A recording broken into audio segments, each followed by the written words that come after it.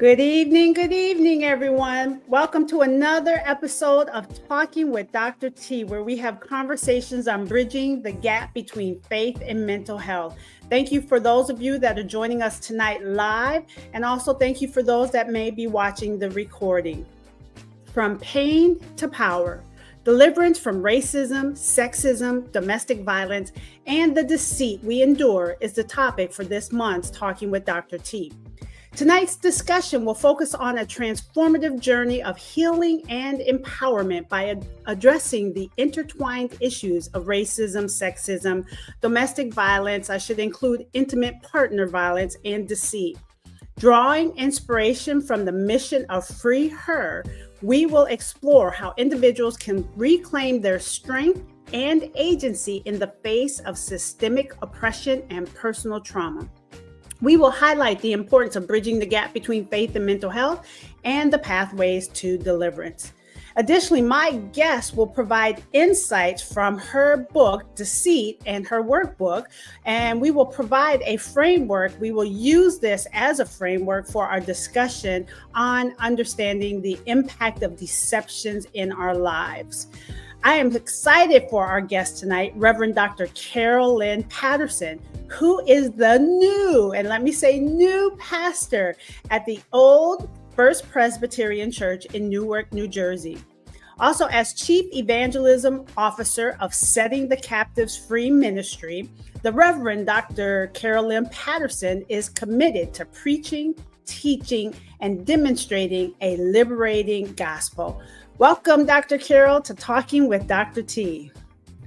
Thank you so much for having me, Dr. T. I'm delighted to be here. I'm excited. You know, we started this journey when we first met. It's got to be like 10, 12, 13 years ago when we were focusing on being whole, right? Without being whole, right? Yes. So I'm glad that we are here tonight. And thank you so much for sharing your time with us and the audience.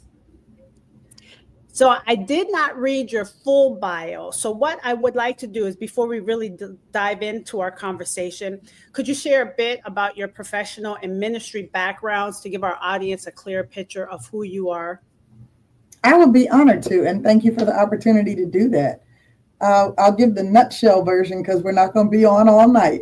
Yes. But I received my call to preach in the late 80s. I was working at Essence Magazine, which was my dream job. And I just didn't want to answer the call because I thought I was having so much fun. And you know how the Holy Ghost is. The Lord kept messing with me. And I finally did.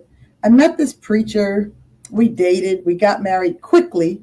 Not quick enough for me to know who I was marrying. And I found out the hard way who I was married to.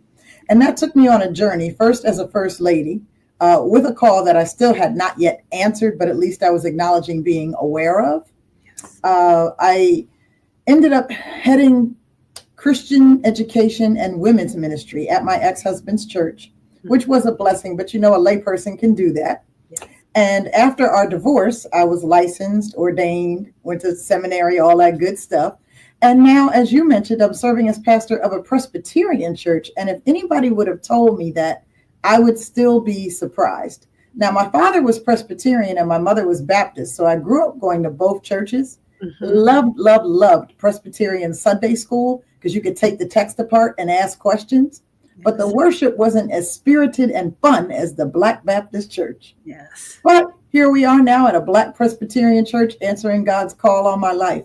And when I made that switch from Essence to ministry, my late mother said I was still doing PR, but for a different client. Oh, I love it. I love it. Yes. Okay. Yes. Well, I love it. And I'm just so excited. It's so interesting when I saw that you announced your new role at the church. I kind of chuckled to myself because I feel like our paths sometimes parallel because my family on the Tinsley side are Presbyterian. So I have both Presbyterian and Baptist. So I understand that mix and that blend. I could tell when we met that we had a lot in common and we learn more and more every time we get together. We sure do. We sure do. So one of the things that brought us together is your new book. It's new, but not newer. It's Deceit. And Yes. I had been marketing it to people to get it before tonight. But if they haven't gotten it, get Deceit. And we also have the workbook, a womanist study guide of the novel Deceit. Yes. So I wondered if you could just provide a brief overview of each and maybe explain your inspiration for writing them. I would be happy to. The novel is fictionalized. It's like Law and Order. The events are true, but the names and circumstances have been changed to protect the innocent and to avoid lawsuits. Yes. I sat on a testimony about being not just a survivor, but an overcomer of domestic violence for a long time. I used to feel guilty and have regret, but I realized we can't really share until we're healed. Otherwise, we're bleeding on people. And so the timing actually was right. But when I felt there was enough distance between it for me to be able to give my testimony, and became painfully aware all along while I was sitting in relative silence, the church is too silent on this topic. Yes. And silence creates stigma. Mm-hmm. And I don't want to say that all pastors are abusers. I would never say that. Right. But pastors are shockingly high among abusers. Police are the highest. Yes. Latest statistics I knew, it was police, firemen, pastors. Mm-hmm. And I had a class, a chaplaincy class years ago, and this is what convicted me that I was probably going to need to share. Mm-hmm. Pastors have so much power by their words, and particularly in our community where a lot of people don't see a lot of Black men with a lot of power. If a pastor does this, everybody stands, mm-hmm. does this, everybody sits. And when he comes home, or she, and somebody says, why don't you take out the trash, or why don't you do this? Something's wrong with that person in certain pastors' minds, because everybody else values me so highly and worships me. Why don't you? Right. And that creates space, maybe not just, it's not always physical abuse, but sometimes it's emotional. Yes. And if a person is loving and caring with everybody outside the home and comes home and doesn't speak, that's some psychological drama and trauma. Right. Right. So I realized that it was important to break my own silence to help the church break the silence. Absolutely. Okay. And so that's kind of the premise, the framework for the book. Yes. Yes. Okay. And to show that people from all different walks of life, because I got some very interesting comments when the book first came out. One pastor said to me, but I don't understand why the main character would do that. I mean, she's an attorney. I could see a secretary doing that. Mm. And people need to realize, first of all, no one deserves it. Yes. And though a person may appear to be strong, no one knows what happens in a relationship behind closed doors except those two people. Absolutely. And pastors' wives, higher than most people, tend to suffer in silence because there's nobody in the church that you should or can really confide in and disparage the pastor. Yes. So I wanted to let other folks know that you're not alone if this is your story. Yes. And then it doesn't just have to be a first lady. It can be a wife, a husband, quiet as it's kept. You know, women are also abusers. Absolutely. And sometimes to big burly men that people see as 6'2" and muscular and would never believe it. And we have a bad habit, if a man confesses it, to laugh. Yes. Yeah. Yeah. Yeah. That's good. That's good. You know, I one of the things I want to do, so for our listening audience, because first of all, we're talking about domestic violence. Oftentimes, most people think it's physical only, and you mentioned the emotional piece. And I think it's also important that people understand intimate partner violence. So yes. How might you define domestic violence and intimate partner violence? And then I'll add some statistics for our listening audience. Okay. Domestic violence is any act of violence that occurs in the home, in the domicile. Mm-hmm. Intimate partner violence is people who have intimate sexual relations with one another. And sometimes in the context of marriage, people can downplay certain instances where rape can actually occur in a marriage. Absolutely. And some people think that it can't, but no means no regardless. Yes. However, we have to be mindful that the word does say, if you're going to decide you're going to be abstinent or celibate, you need to talk to your partner about that. Right. That's so right. That's a complicated topic that I don't know that we can get into so much. Right. But we have to be mindful that consent must be given even in the confines of marriage. Absolutely. So let me just kind of say this, because you and I, we presented and we're a part of Dr. Selena's organization back in November. Domestic violence does not discriminate. Anyone of any race, religion, or gender can be a victim or perpetrator of domestic violence. It can happen to people who are married, living together, or who are dating. It affects people of all socioeconomic backgrounds and education levels. So I think I really want our listening audience to know this does not discriminate, right? And not at all. Right. 1 in 4 women and 1 in 7 men have been victims of severe physical violence by an intimate partner in their lifetime. More than 10 million people are abused each year. 45% of Black women and 40% of Black men have experienced intimate partner violence. The numbers are much higher than we would think. And what that says to all of us, as it should, as we talk about the church, that's almost a person on each pew. Yes. Yes. So there's a couple, we're in the fork in the road, but I want to go back to the book because tell me a little bit about the title. How did you come up with the title Deceit? It was a journey to come up with that title. I first had the wake of deception and it was too many words. I was thinking about how tide rolls in and rolls out and that weight part underneath there. And I used to really love the show, The Affair on Showtime. And Noah's book was called Descent. And I was like, I want a 1-word title like that. Yes. And thinking and marinating, finally got to Deceit. Yes. Because I wanted to communicate what Chris Rock talks about and the representative that shows up early on in a relationship wearing a mask. And if you think once that person is gone that they're going to return, you're mistaken. Yeah. So the deceit, the mask that we're talking about, how can that impact relationships?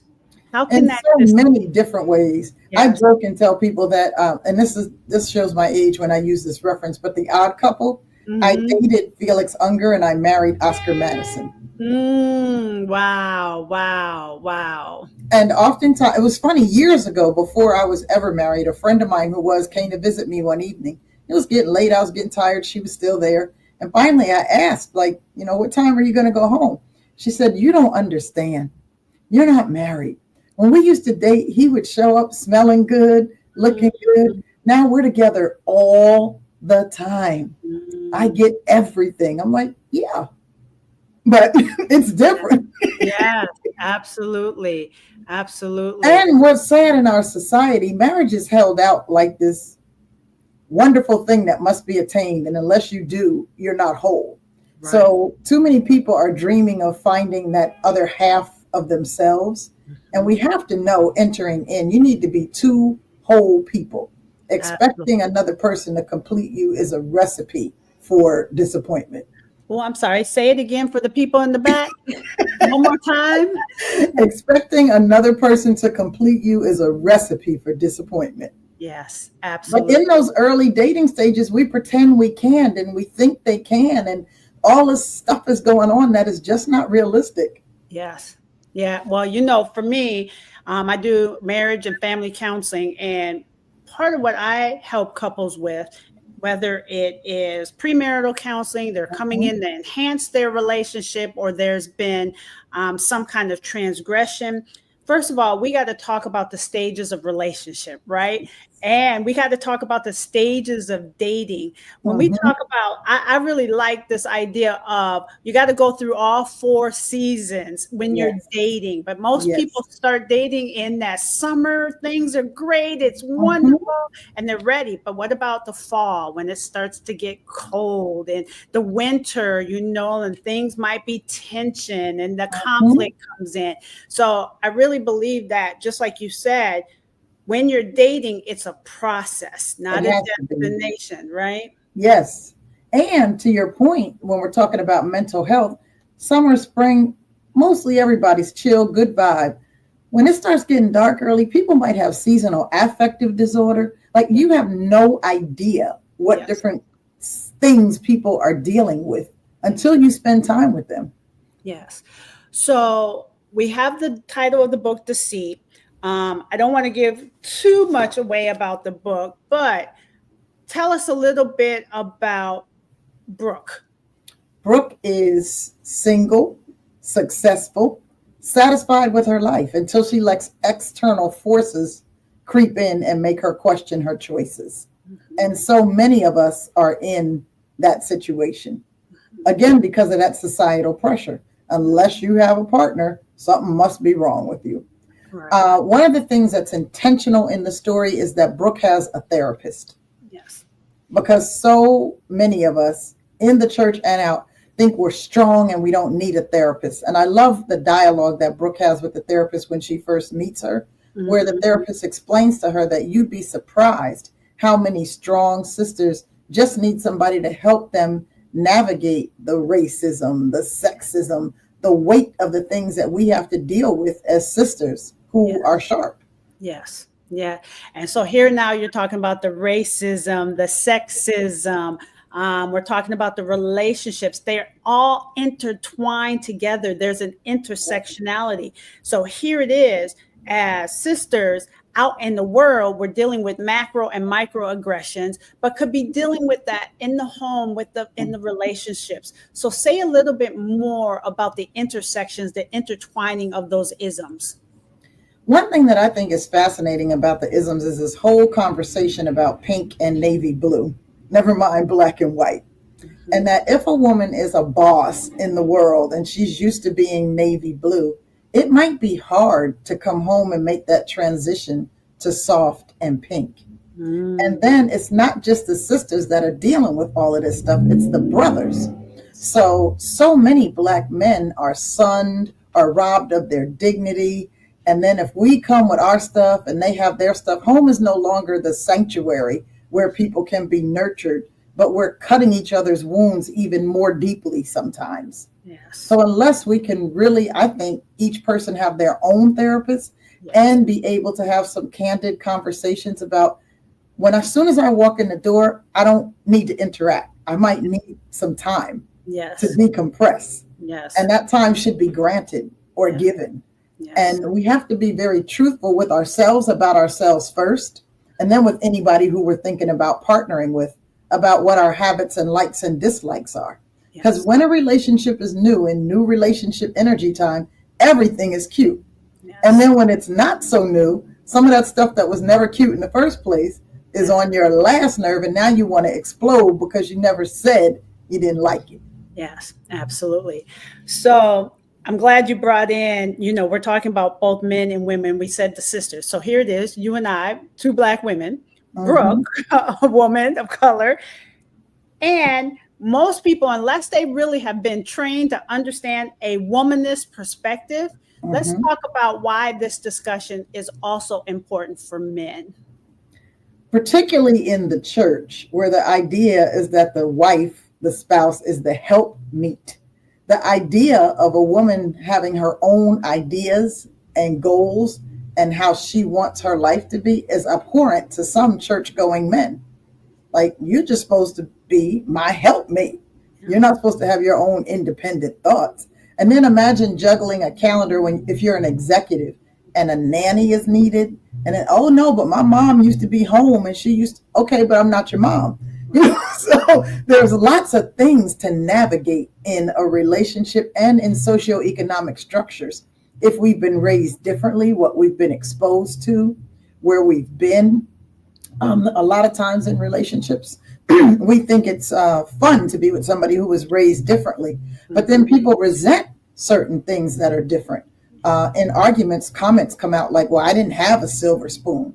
Well, who says that the other person did just because it wasn't what you had? Yes. And so it's very important. And I know you do this in your premarital counseling sessions, but we have to talk about and understand how each other grew up. Yes. Did each person know their mother and their father? And if they didn't, who was the primary figure in their lives? And then you hear things like, I still can't get over this. Quincy Jones said that he didn't like black women because his mother had a nervous breakdown. Yes. And what you're talking about, many of the listening audiences have heard me talk about this, but the reality is early experiences impact later experiences.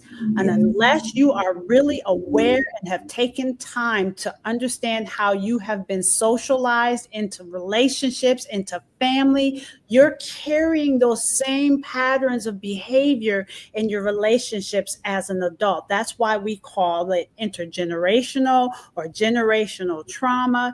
And so I really think it's important for people to take inventory of how they've been socialized in family systems and in relationships, Absolutely. and becoming aware of, as an adult now, what do you want to do different? What do you want to do the same? Yes. And agreeing how you're going to disagree in a couple. Yes. Because some people like to sit and argue and other people need to walk away. And then the arguer thinks the walk awayer is disrespectful, but you need to understand who you are and who you're dealing with before you get into an argument. Yes, yes. Let me tell you, you're talking about argument. Here it is. We are already talking about today's cultural context. But here's the thing, what I know. We live in a world that's full of chaos and conflict and challenges. We were born into a world as Christians. So what makes you think that you're not going to have conflict in your relationships? And it's really important to learn how to resolve those conflicts. Yes. And to learn that conflict is okay and you can grow closer through it, because some people think, oh, now we've had an argument, this relationship isn't going to work. Yes. Yeah. And so now we talk about unhealthy relationships, intimate partner violence. It's not just physical, it's emotional as well. So can you share a little bit with our audience what might emotional abuse look like? I've had lots of people tell me, and it's even in the book too, but sometimes people use silence as emotional abuse.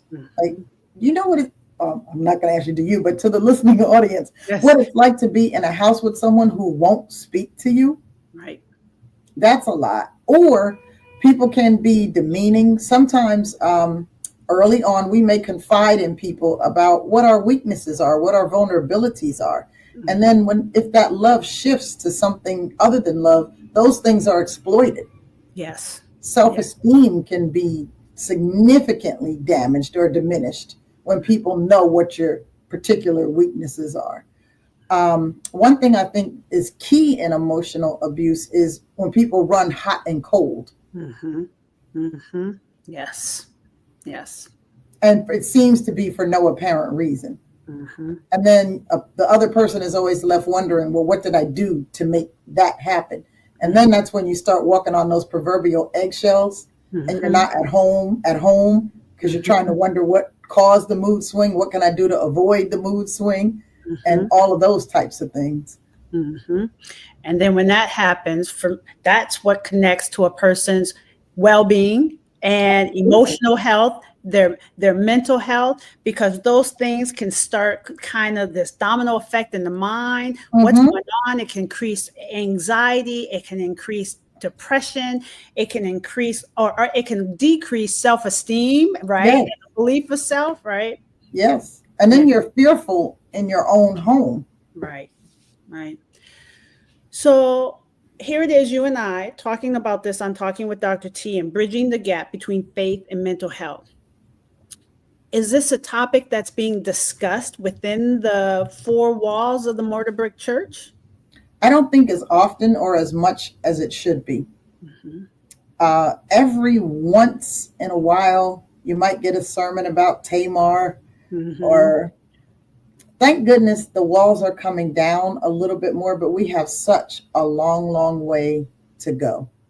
And I think one of the reasons people are uncomfortable with the topic is because there is such a stigma associated with it. And our knee-jerk reaction when we find out someone is in an abusive relationship is to say, well, why don't you just leave? And then you're further re-victimizing the alleged victim. Yes. And we have to know how dangerous it is for a person to try to leave without a plan. And the complexities, when you talk about racism and economics, a lot of stay-at-home moms are financial captives. Because how can you leave if you don't have any money? And then when you talk about generational, sadly, there are families where perhaps they saw their mother or father be abused and they think it's okay. Mm-hmm. Mm-hmm. And so we have to be so careful in the church where we talk about almost everything to include relationships and conflict. So what would that look like? What are some applications, some specifics, maybe what some people who are listening can say, we need to bring this to our church. What are some practical applications to begin this discussion, the awareness, the knowledge? Well, I'll offer a very selfish plug and say the novel And the Womanist Study Guide, because it delves deeply into it. But other than that, he said, she said, it's good to have a brother talk to sisters about this and a sister talk to brothers about this so we can hear the other side. Because oftentimes we get amongst our girlfriends to talk about what's going on with men. We don't know. We don't think like men. And they do the same. And some pretty bad advice is given in those kinds of conversations. So I think it's very important. And then even dealing with conflict resolution as an overall topic, like how to disagree, because as you said, disagreements are going to happen. It's not an if, it's a when. Right. Yeah. And then another thing that I think is very, very important is intergenerational dialogue about these things. And people who have been married a long time, sharing some of their mistakes and the fact that marriage is not this always butterflies and rainbows, because when younger people get married and get into it, they feel like they failed or they've done something wrong because people have made it seem like, well, we're just a rock. And so I think we all need to open up, share our stories, be a little vulnerable so that the next generation can learn from some of our mistakes. Yes. And I'm glad you mentioned the study guide in the book, because you're right. It's more than just talking about it from the pulpit in a sermon. It can be weaved in with Bible study. It can be weaved in with the different ministries of the church, the young adult ministries, the health and wellness ministries. It can be weaved in and having those discussions. Yes. And it's got to be weaved into younger people, because teen dating violence is at an all-time high. 1 in 4 people will experience it. And so we need to be talking about what warning signs are. We need to be talking about how to de-escalate situations, all of those things. Right. I wonder, when we talk about having these conversations in the church, it also may mean that being uncomfortable could be just lack of knowledge. So how do we help outside of the 4 walls of the church to increase the knowledge with faith leaders and pastors and preachers? I think people like you, Dr. T, who are trained in this, and there's a lot of people like this in our different faith-based communities, we need to take advantage. Organizations like the Association of Black Psychologists, lean on the experts. When we have a problem with a pipe, we call a plumber. If we're talking about mental health, let's talk to someone who is trained in the topic.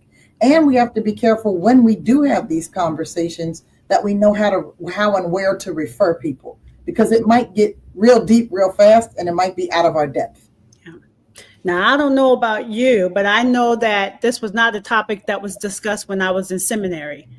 So I wonder if this is somewhere we start having this discussion in seminaries too, seminary education.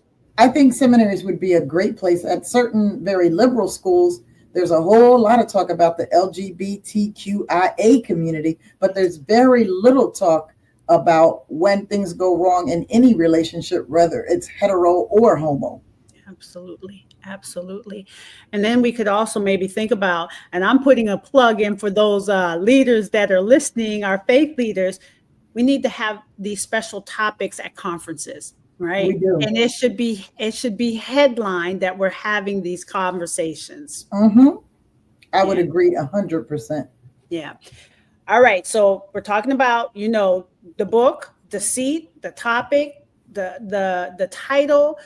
Let's talk about healing and empowerment. Right. So now, how can individuals seek to reclaim their strength after experiencing deceit or trauma? One thing, and it's very difficult and it's very unpleasant, but it has to be done, is what we refer to as shadow work. What attracted you to that situation in the first place? What made you stay in it as long as you did, or however you did, or whatever. Unless we can go deep and get those answers, we will repeat the behavior again. And I'm a strong advocate and proponent of prayer, but prayer is the place to start. Mm-hmm. A person in prayer and the Holy Spirit can probably not go as deep as when we enter into dialogue with a professional. Yes. Yes. And Yes. so I think it's extremely important. And I think in coming out of any relationship, even if it was a healthy one, there's got to be some time alone to unpack it, to look back on it. Because if you jump right into something else, you're bringing whatever's unresolved from the previous relationship. Yes. And it may mean sometimes we even need to go back and talk to parents or caregivers Mm-hmm. about certain situations. Mm-hmm. And though that might be awkward and painful and uncomfortable, Yes. out of those kinds of dialogues, to care enough to confront, comes healing for everybody, really. Yeah. Wow. What you just said is similar to what I'm saying when I'm working with individuals and families and couples. Sometimes you have to go back and finish some unfinished business. Yes. Sometimes you have to take a step back and recurse and heal from the past so that Yes. you can move forward. Mm-hmm. Yeah. Yeah.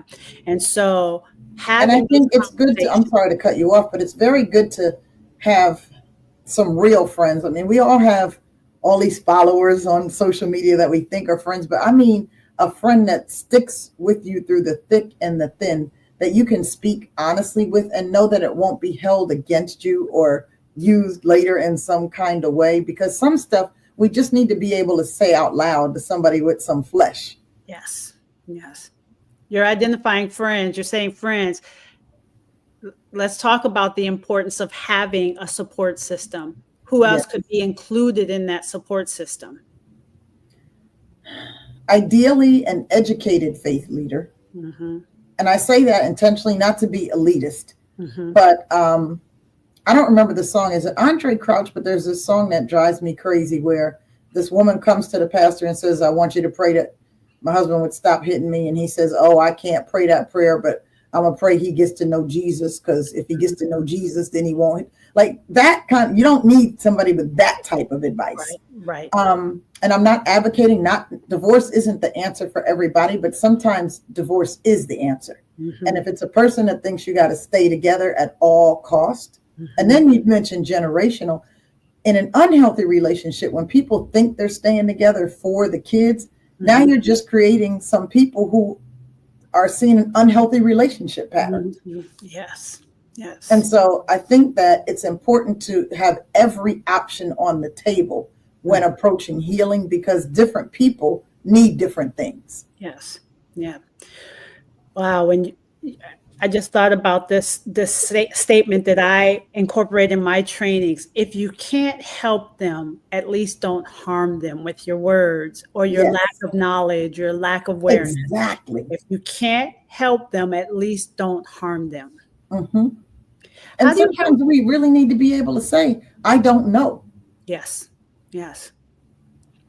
How would you respond to whether it's a man or a woman that is experiencing either domestic violence, intimate partner violence? Where is God in this? That is a big question Mm-hmm. that we all wrestle with. And I think I would respond by asking, where do you think God is in it? Mm-hmm. I wouldn't want to try to give an answer, Mm-hmm. like a prescribed answer to that question. Mm-hmm. I do believe that God is with us in our sufferings, Mm-hmm. but sometimes we have to look at ourselves. Like I'll use Brooke and myself as an example. Yeah. We have this whole, what God has joined together, no one can put asunder, but God didn't join every marriage together. Some of us got up and joined ourselves. Yeah. Yeah. Yeah. And so it's interesting at what point people begin to look for God. Mm-hmm. Because did you consult God when you were making the decision to enter into this relationship? Right. Yes. Because it's dangerous when we blame God for our bad choices, but we didn't consult God when we were choosing. Yes. That's good. Yeah. So when we're talking about this healing, this empowerment, this idea of being resilient. Don't give up on God, because he's still with you. Even, Absolutely. right? Don't give up on God. So include him in the journey and the process. Yes, because what I love about God is at whatever point we decide to turn and cry out, God is there with open arms and ears and a heart and ready to embrace us. Absolutely. So here it is. We're talking about healing, empowerment, resilience. And you have a study guide to help with that, a womanist study guide. Before we talk about the study guide itself, can you talk about what it is? What is womanist? Yes. Womanist centers the experience of women. Oftentimes, particularly in the Bible, women are in the background. We show up every once in a while and we disappear. A womanist approach, women are at the center of the inquiry.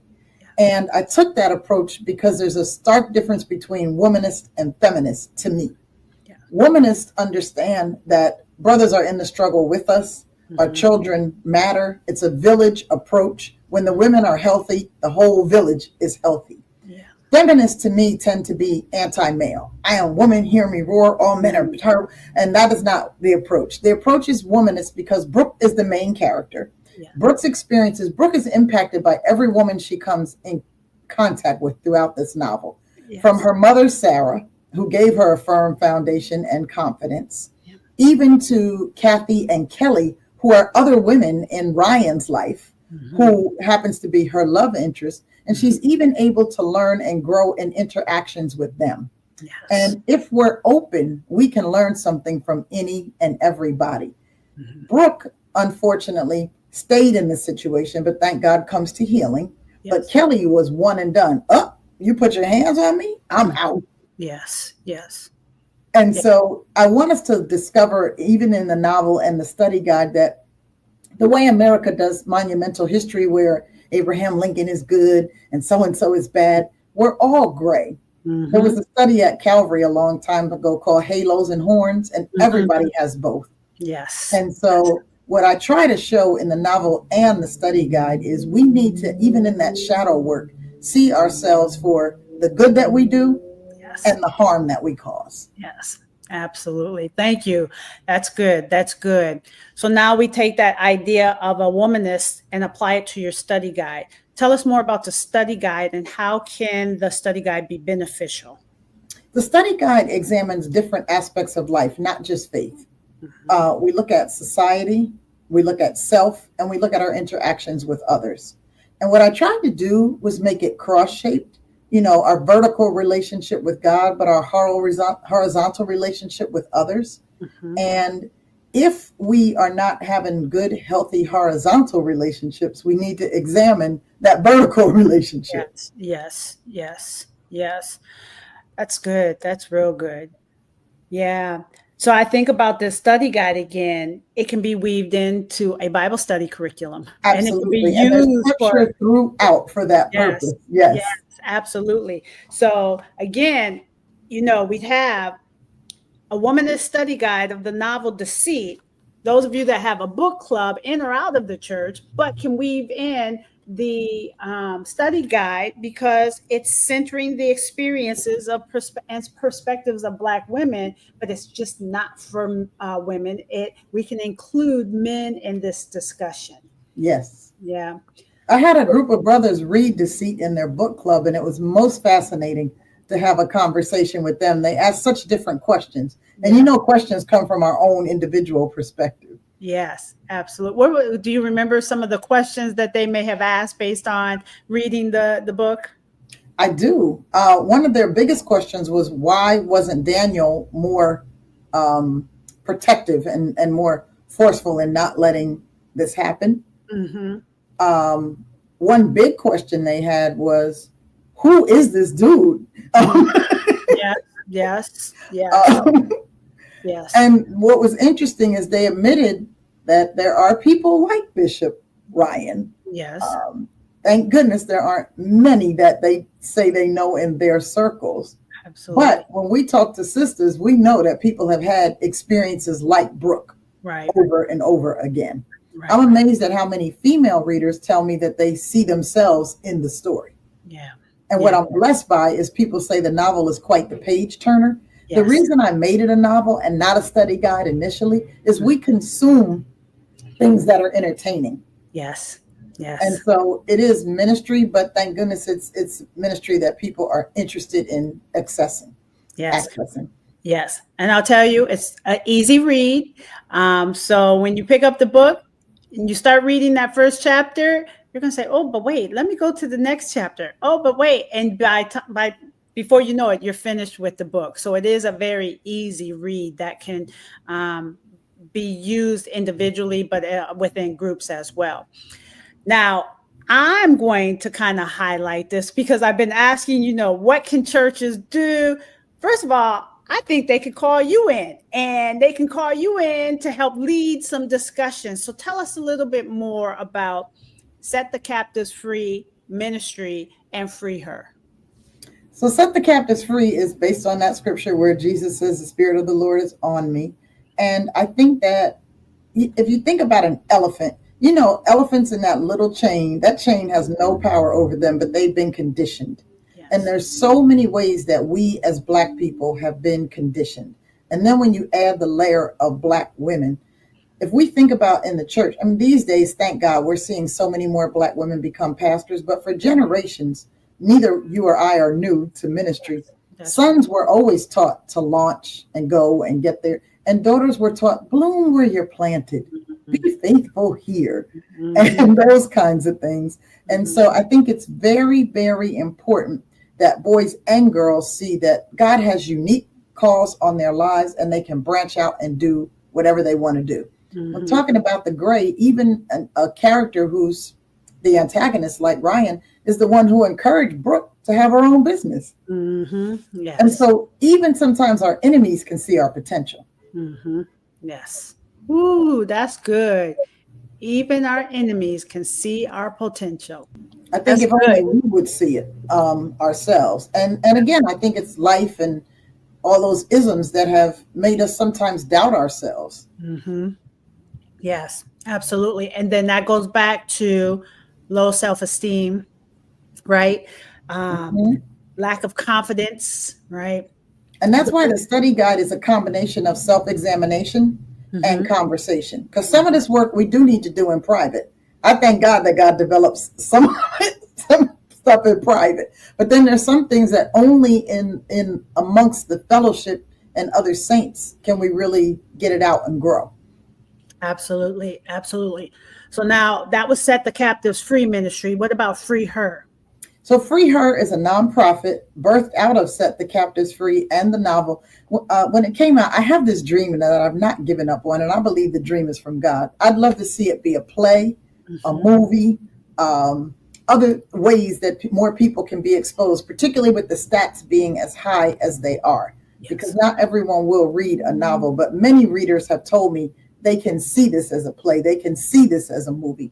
And I think that those things will help younger sisters in particular avoid certain things, but also whatever age and stage we are in a relationship, you never have to stay stuck. And one of my reviewers says that as a quote on the back of the book, and I love that.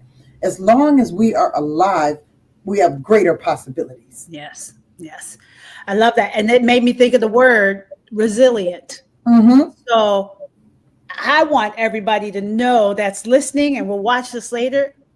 Every single one of us and us as a people have the ability to be resilient. Yes. And that's what Free Her is about, to show sisters that we do have that ability.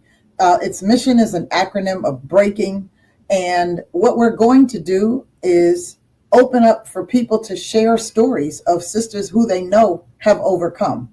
Some posthumous, and we will recognize them, and some who are alive. I mean, many people, if you think about different ministries that people have, it's their point of pain that they've been able to use to bless others. Yes. So we want to highlight the stories of sisters who are resilient and who have overcome. Yes, yes, that's good. That's good. So I know we're coming to an end, but I was just curious, as we think about today's cultural context, this political environment, what's happening, it can cause some stressors on families and relationships and marriages. what strategies do you have for families and for couples to be able to manage the stressors and reduce that emotional abuse, that physical abuse? That goes with free her, because there's a baseball diamond around the free her, and spirit is home base. We have to be right with God and take our time alone in order to do that, to interact with anybody else. But then mind is first base, and you have to do things that will free your mind. If it's music, if it's a novel, whatever it is, take the time to let that stuff go. And then body, get a massage, go for a hike, whatever it is that you like, that lets you release the stress and the tension, so that those knots aren't there in your stomach and in your back and in your, because whenever we don't take the time to decompress and we're prickly, those who are closest to us are going to catch it. Yes. So good self-care is the first thing to a strategy of being able to be there for the people you love. Absolutely. So free your mind, free your body, and your soul. Your soul is that passion seed. What is, Katie Candace said, the work that your soul must have, or what is it that you love to do? And not everybody is an entrepreneur like you or I, but it could be a hobby. At least if you have a release of something that you truly love. Yes. When you have to come back to the grind and all the other stuff, you come back refreshed, yes, and revived and rested and renewed and all of those re's. And unless we take the time to do that, it's going to be explosive at home. Yes. And even our children, I was listening to Fierce Love by Jackie Lewis. My church's book club is reading that. And one of the things that struck me, that she has a grandchild who's 3 years old. And the girl was upset about something. And her son asked the girl, would you like to have some private time?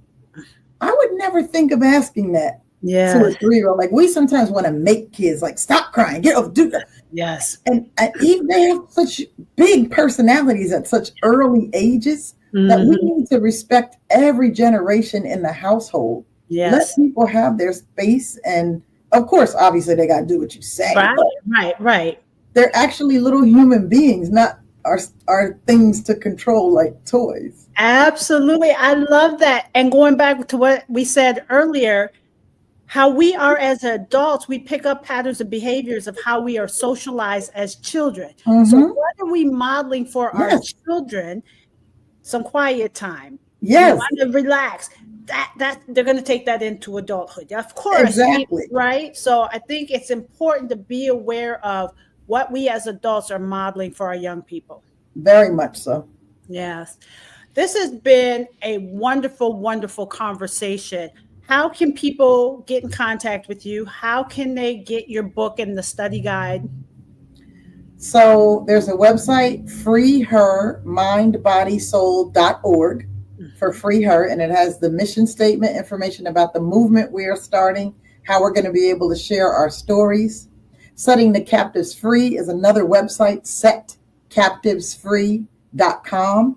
On Setting the Captives Free, you can find God's Glory, Our Story, which is a Black history curriculum that I've developed with some very talented young people. And I think that's another way, when you ask what families can do, we need to make sure we're telling our story, passing the baton of the faith and the culture on and forward. Because when we recognize who we are, whose we are, and where we come from, we will hold our heads higher, our shoulders back, and we will not go through this world feeling ashamed about anything. Absolutely. So that Set the Captives Free. And then if you happen to be in the vicinity of Newark, New Jersey, or if you want to come on YouTube, the church, we are rebranding. It was originally called Old First, but we are First Church of Newark.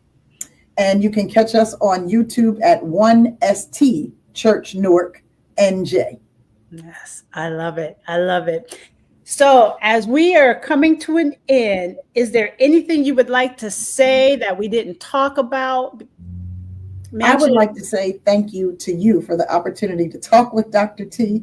And I would like to big you up as a wonderful presenter, counselor, resource, professor, all of those things. And I think if people want to bring people in, we could be a dynamic tag team. Oh, absolutely. Thank you so much. I truly believe it, because it's really bridging that gap between faith and mental health, the intersections of relationships and being whole mind, body, and spirit. So absolutely, yes, I love it. Yes. Yes. And I invite people, if you're interested, please join the Free Her Facebook group, because there you'll find information about the different things that we are doing as we go forward. Absolutely. Well, this has been wonderful. Thank you so much for being on the show, Dr. Carol. I have been looking for this since I talked to you, because I think this is a topic that we need to continue to talk about in the church and outside the church. So thank you very much. Thank you. I know your audience already knows, but I have to tell this really quick story. When you presented to our cohort for the Ministry Collaborative, yes, I told them this topic is going to be heavy, but Dr. T is going to make it fun. Mm-hmm. People wondered, what is she talking about? How can this topic be fun? Right. When we were done, you got some more invitations from some of those people, and people still talk about how you made it fun. Yes. These are heavy topics, but we can address them in ways that make them palatable. Absolutely. Thank you. Absolutely, we can. So palatable is the books. Get the books, go to the website, reach out to either one of us. And so I thank you all, listening audience, for joining us tonight. I thank you all for those that will be watching later on. Please put any comments or questions you have in the chat. We will be going through the chat box, answering your questions. And again, I thank you all. Next month, we have two co-pastors, Bishop Timmy Lucky and Dr. Crystal Lucky from Sword of the Spirit Ministries in Lansdowne, Pennsylvania. I'm excited to have them on the show next month. Thank you all for watching Talking with Dr. T, where we converse about bridging the gap between faith and mental health. God bless you all.